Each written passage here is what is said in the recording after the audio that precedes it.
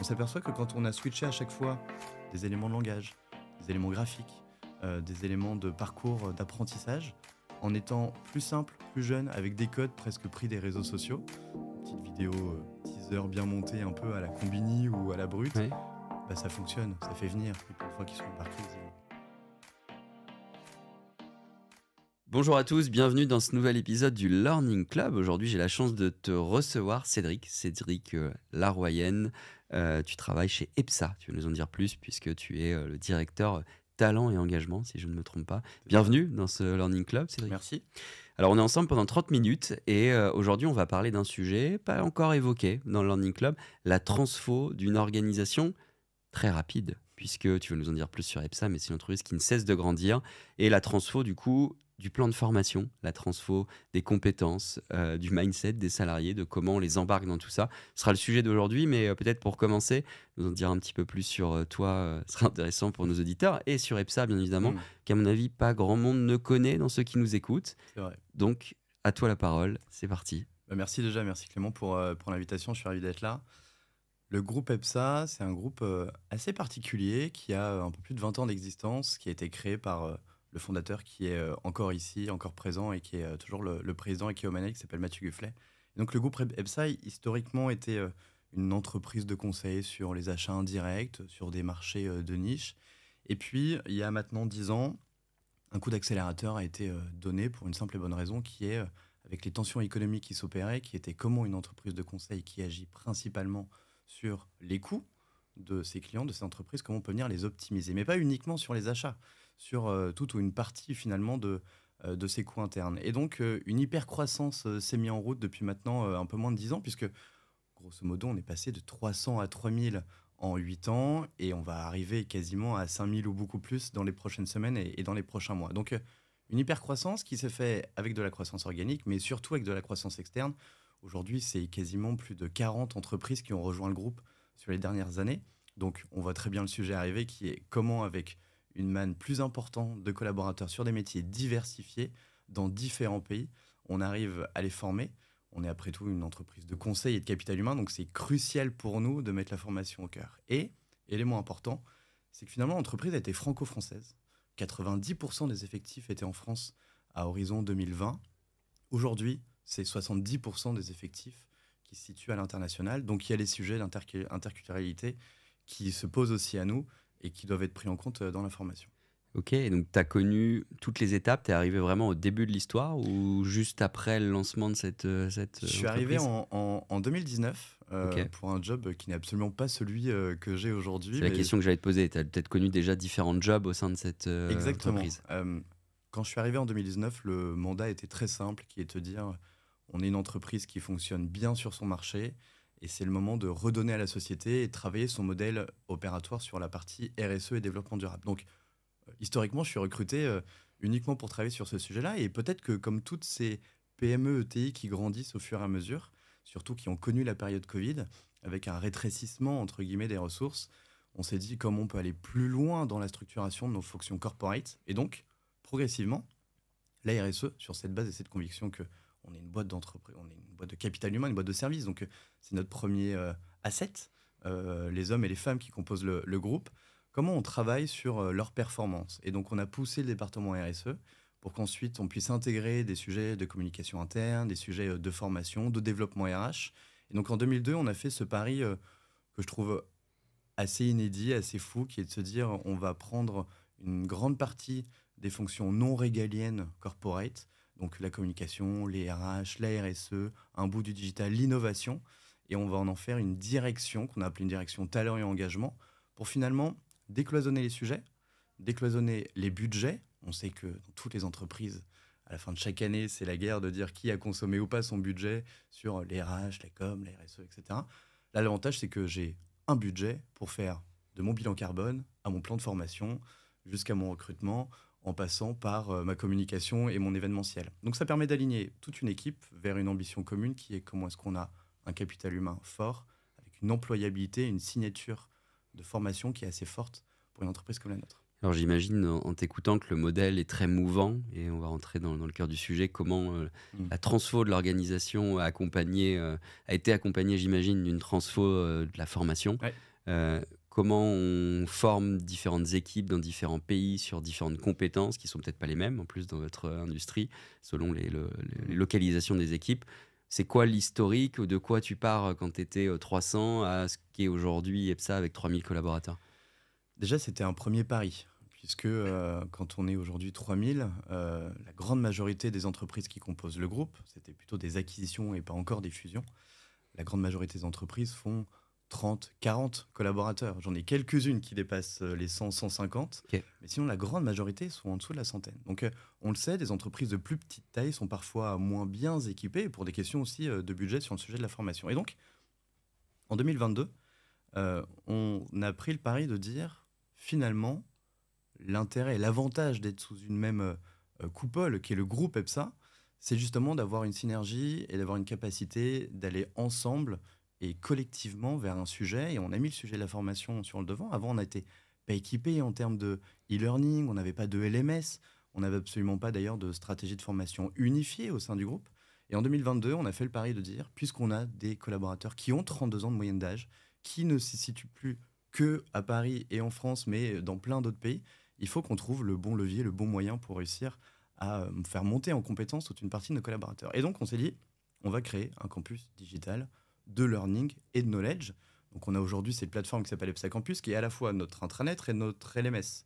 Et en fait, on a accepté de dire, on vient mélanger ces deux typologies de connaissances, à la fois du vrai learning, pour faire monter en compétences, notamment sur les soft skills et aussi sur les compétences métiers de nos collaborateurs, mais aussi sur du knowledge, probablement la connaissance de l'entreprise. Elle grandit à toute vitesse. Il y a 5, 6, 10 acquisitions par an. Ça va à une vitesse pharaonique. Il faut qu'on arrive à trouver le moyen de transférer, de partager cette information.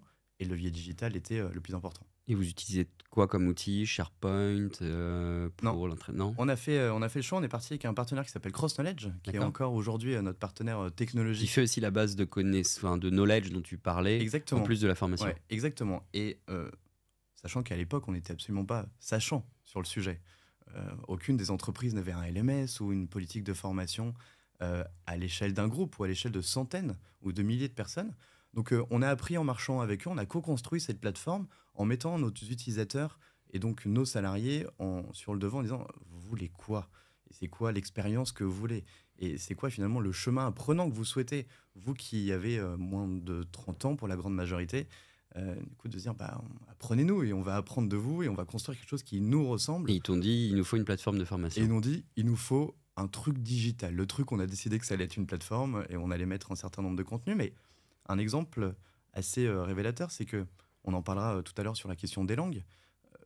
On aurait pu dire qu'effectivement la langue française et anglaise, ces deux langues-là doivent être les plus parlées. Et ils nous ont dit que l'intérêt d'un tel outil, c'était justement d'apprendre des langues pour leur vie perso.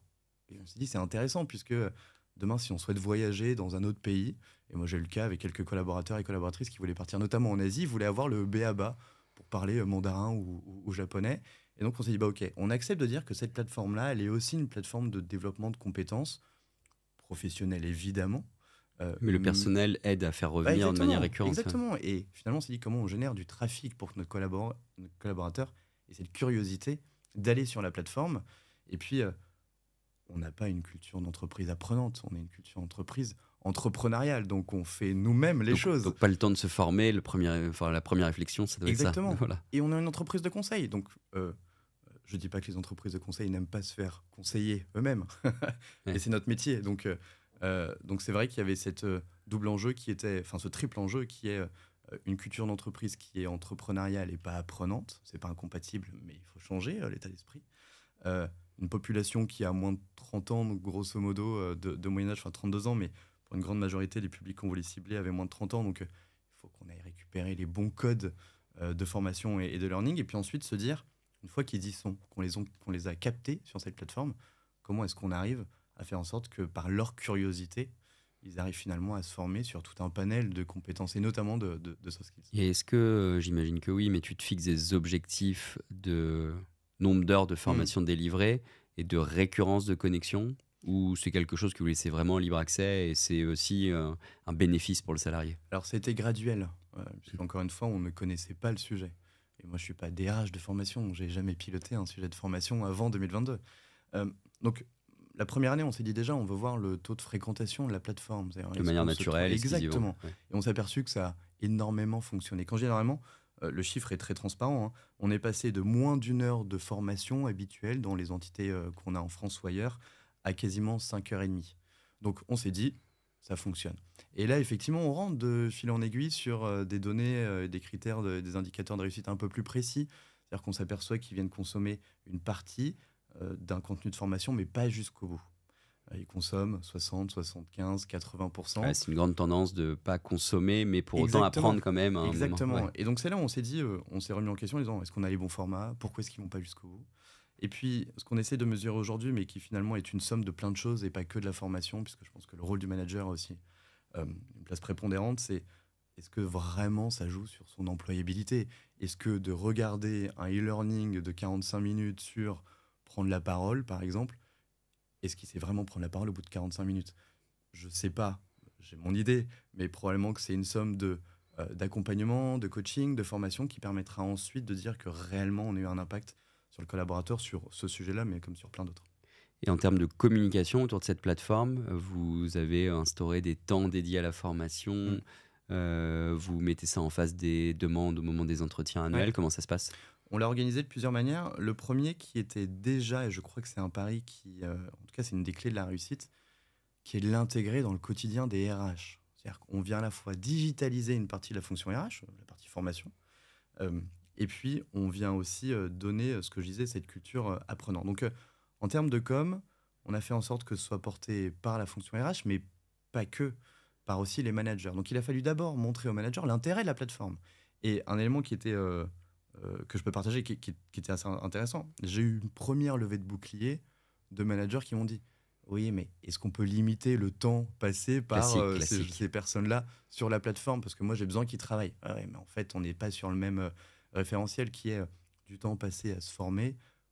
Effectivement, ça se voit peut-être pas dans ton PNL à la fin du mois, mais ça se verra probablement sur un levier de rétention, enfin en tout cas un taux de départ qui diminue, de l'employabilité qui va s'accentuer. Donc c'est du pas court terme, du moyen ou du long terme. Et donc c'est pas le même référentiel, c'est pas la même manière de penser que mes managers avaient. Et puis, ce qui a été l'élément déclencheur, c'est qu'en termes de communication, au début, on n'a rien imposé.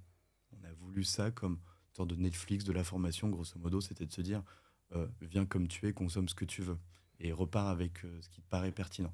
Là, aujourd'hui, on a un peu changé notre fusil d'épaule puisque on s'est mis des objectifs assez précis de formation et de montée en compétence de nos collaborateurs sur des sujets qu'on considère comme étant des sujets obligatoires de maîtrise dans l'entreprise. Mais c'est vraiment passé par appropriez-vous la plateforme, le contenu, et effectivement, une fois que vous avez adhéré au concept, on va commencer à vous guider à la fois au niveau du groupe, à la fois au niveau des RH et puis surtout au niveau des managers. Et donc ça rentre dans la logique euh, de l'évaluation de la performance où aujourd'hui, on est capable de dire, et notre curation de contenu sur la plateforme, à la fois sur la partie formation, mais comme sur la partie connaissance du groupe ou de son métier, euh, la série d'entretiens annuels qui a plutôt lieu entre la fin d'année et le début d'année nous permet de venir consolider les données de euh, volonté, de souhait de formation et de connaissance des collaborateurs. Et dans le mois qui suit, d'avoir une curation de contenu qui colle finalement. Et je trouve que la position de la formation aujourd'hui, elle est certes de capter les signaux faibles de tes clients, de ton marché pour les former, mais elle est aussi de capter euh, la franchise et la transparence donnée par tes collaborateurs et d'être capable de dire je vous ai écouté, l'entretien annuel a servi, on sait y répondre, voilà ce que tu attendais. Ouais, c'est une réponse plus instantanée qu'à une époque où on allait en formation présentielle ou Hmm. sur une formation où on allait Bah, s'inscrire même en digital dans 2 ou 3 mois. complètement, entre le moment où ils disent je vais te former sur ça et si on leur dit que c'est dans 6 mois, en fait ce sera plus les mêmes besoins. Ils auront même oublié, ils comprendront même pas qu'on leur demande de passer du temps. Donc il faut qu'on ait on soit assez rapide, que ce soit assez instantané dans notre réponse. Et alors, on parlait en préparant ce podcast des usages. Vous avez une population qu'on va appeler jeune, en tout Hmm. cas, qui est 32 ans, tu disais, Ouais, la moyenne d'âge, exactement. Ouais. voilà, qui j'imagine, a plein d'usages différents que d'aller sur une plateforme LMS quand Hmm. on pense, ou en tout cas une plateforme de formation de l'entreprise quand on pense à se former. Est-ce que vous vivez aussi des collaborateurs qui veulent quand même se former par eux-mêmes et que vous essayez de rattraper ou vous les laissez aller Non, chercher par eux-mêmes du contenu? bah, ce qui est certain, c'est que nous, cette génération Y et Z, elle est omniprésente chez nous. On sait que c'est pas les mêmes modes de consommation, à la fois avec les smartphones, les tablettes, etc., et même de médias. Donc, ce qu'on a voulu, et c'est ce que je disais, c'est qu'ils comprennent que c'était pas uniquement un outil d'entreprise. Euh, Moi, j'ai le souvenir dans mes précédents employeurs, quand on me disait d'aller me former sur la plateforme que je trouvais pas à mon image, vieillotte et à l'américaine. J'étais un grand groupe américain, donc c'était très à l'américaine. Euh, je trouvais ça pas approprié à qui j'étais. Et je crois qu'aujourd'hui, cette nouvelle génération, elle a envie que, et je crois que c'est à l'entreprise de s'adapter. C'était peut-être pas le cas avant. Et là, aujourd'hui, c'est cette génération-là, c'est les managers de demain, mon leadership d'après-demain. Et c'est euh, un tel changement culturel de consommation de la technologie. Avec l'IA, ça va arriver à toute vitesse. Donc il faut que nous, en entreprise, on ait cette capacité de capter ça et de répondre euh, presque au sur-mesure. Alors c'est facile à dire, ça coûte de l'argent, c'est vrai, ça prend du temps, c'est vrai. Sauf que le ROI n'est pas forcément instantané, mais on le voit au fur et à mesure des mois, au fur et à mesure des années.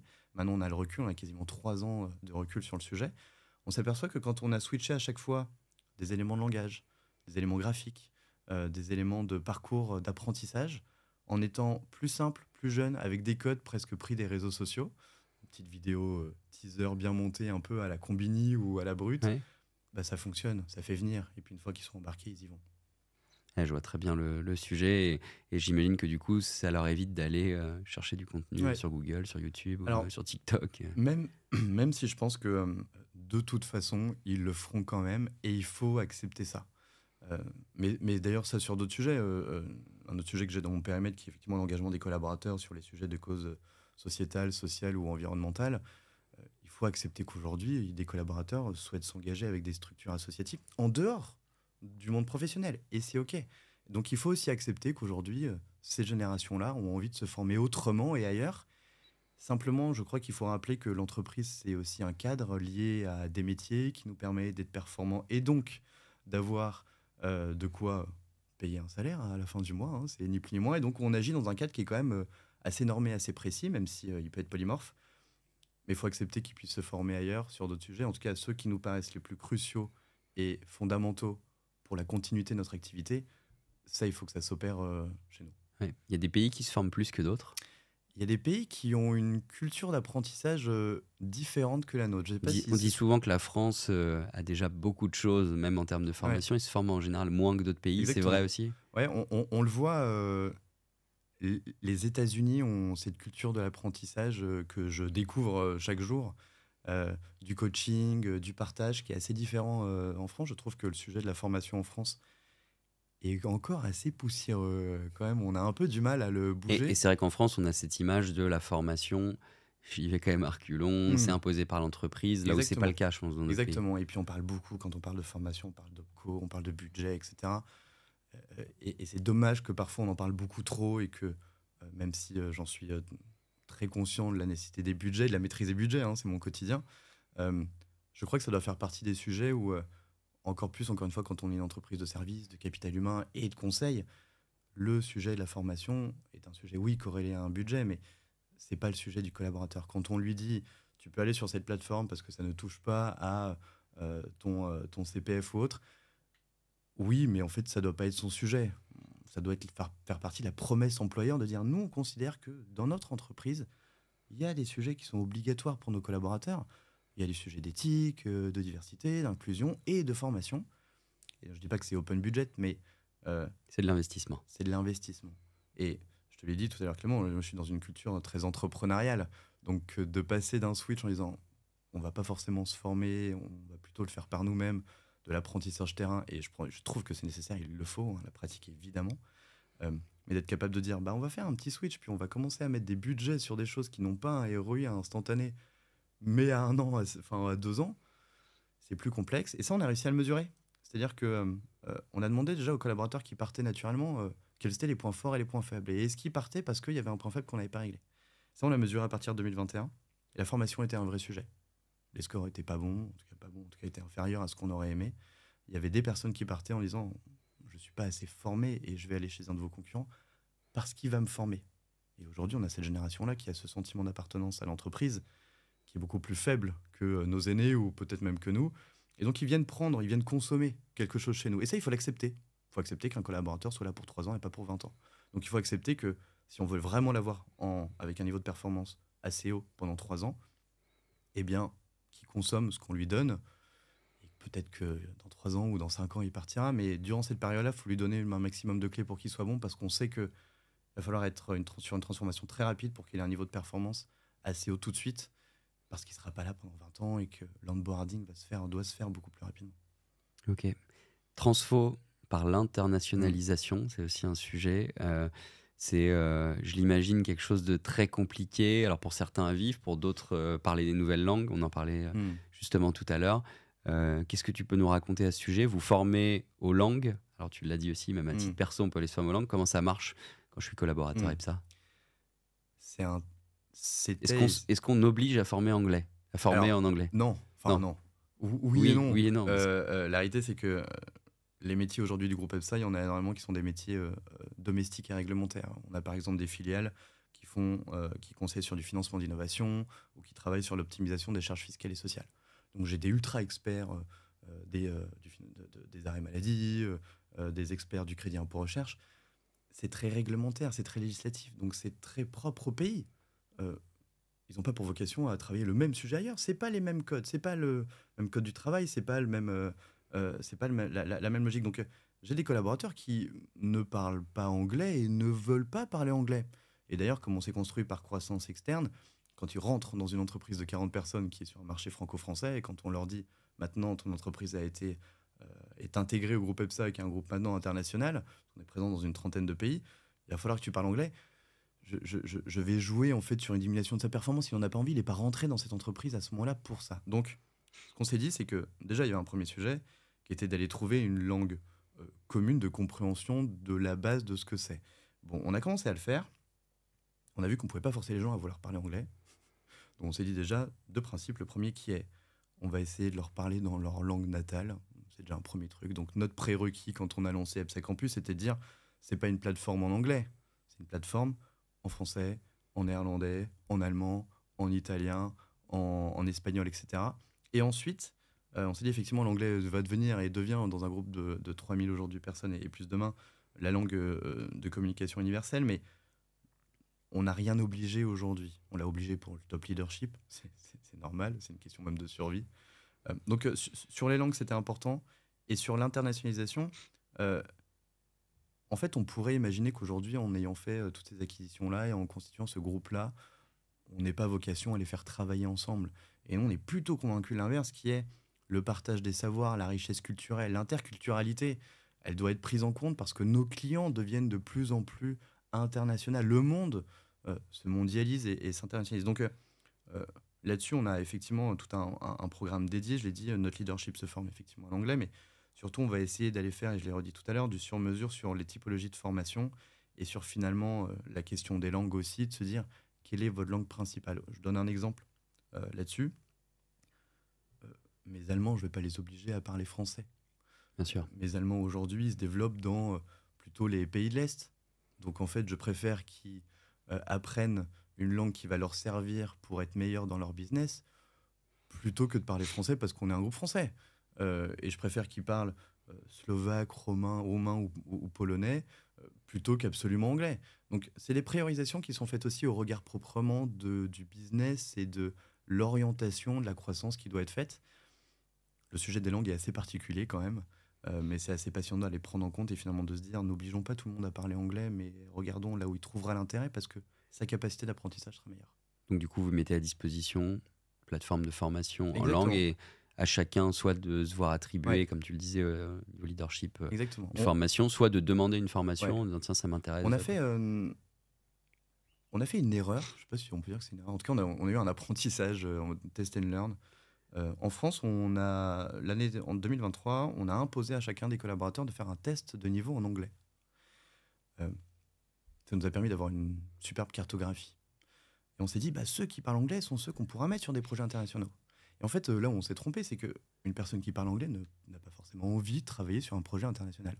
Bien sûr. Ça n'a rien à voir. C'est pas la même appétence, c'est peut-être pas le même envie, et c'est peut-être pas le même engouement d'aller travailler avec un projet, en tout cas un client à dimension internationale. Donc là, on a eu un biais cognitif qui était de se dire, bon, on va faire une cartographie, on sait qui Ceux parle qui anglais, parlent bien etc. anglais vont pouvoir aller. Et en fait, c'est faux, il faut pas le faire. Enfin, il faut pas le faire. C'est bien d'avoir cette image-là, du coup, on sait à peu près où on se situe. Mais on s'est plutôt dit, bon, en fait, qui a envie d'y aller? C'est ce que je disais sur les capacités et l'envie d'apprentissage, c'est la clé. Je préfère une personne qui est en train de maîtriser une langue étrangère, mais qui a envie de la comprendre et de l'apprendre pour encore mieux travailler pour son client, que d'aller prendre une personne qui parle anglais et qui a juste pas envie de s'engager ou de Bien sûr. s'investir pour un client qui travaille dans d'autres pays.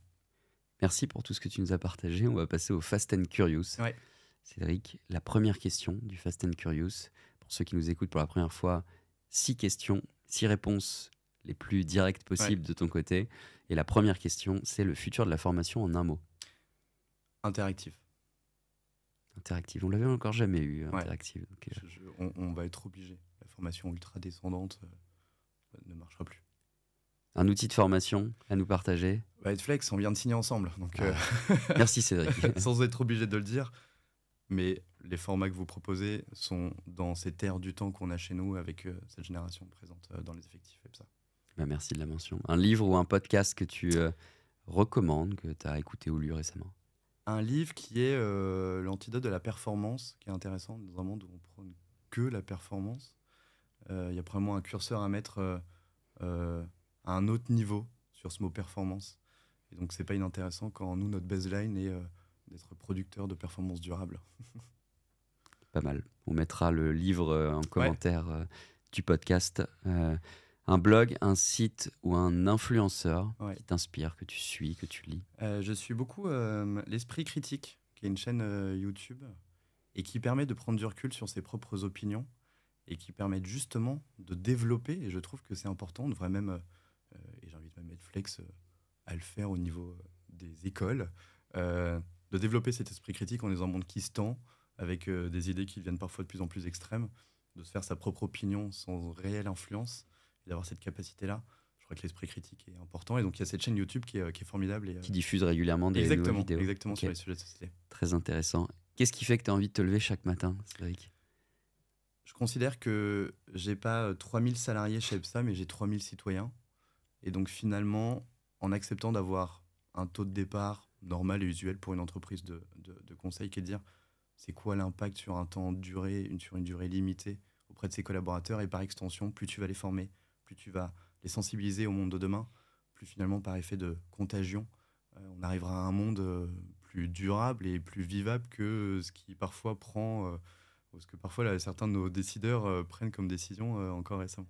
C'est beau, 3000 citoyens et bien plus dans les Et mois bien à plus, venir. bien plus. Et quasiment 4000 citoyens par an quand on va compter tous les allers-retours, etc. Ok. Allez, dernière question, Cédric.